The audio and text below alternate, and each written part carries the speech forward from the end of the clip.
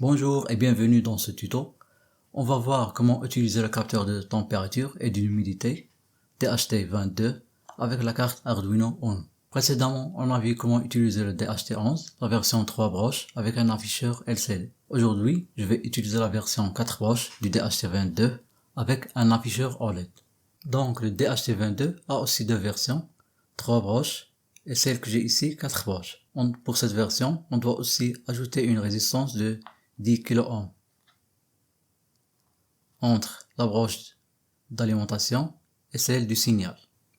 La troisième broche est non connectée, la quatrième est pour la masse.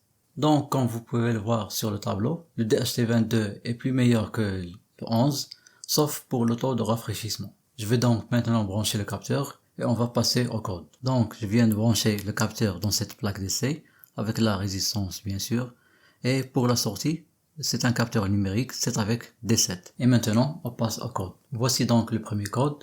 On a la librairie DHT, l'instance DHT, puis on définit la broche du signal numérique. C'est avec 7, c'est pour D7. Puis on lance la communication série, avec le moniteur série. Ici, on demande la lecture du capteur. Et ici, on fait une petite conversion pour avoir la température en Fahrenheit, si vous êtes intéressé. Donc, c'est ce qu'on affiche sur le moniteur série. La température en Celsius, Fahrenheit, avec l'humidité. Et bien sûr, le taux de rafraîchissement après ces 2 secondes. Je vais téléverser ce code et on va voir le résultat. Bon, voici le résultat. Et non, il n'y a pas de problème avec l'humidité. On n'a pas besoin d'étalonnage.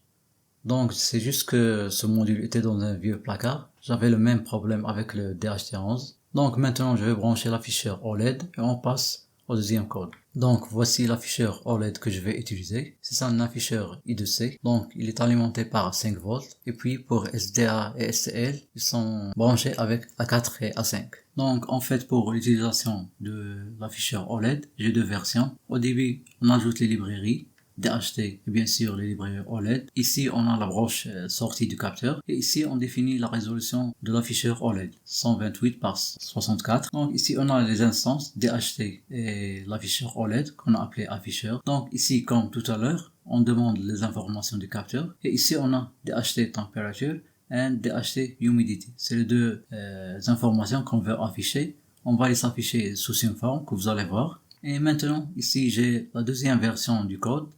Ils sont presque identiques, sauf que ici, on va afficher d'abord la température, puis l'humidité. Bon, maintenant, je vais téléverser le premier code.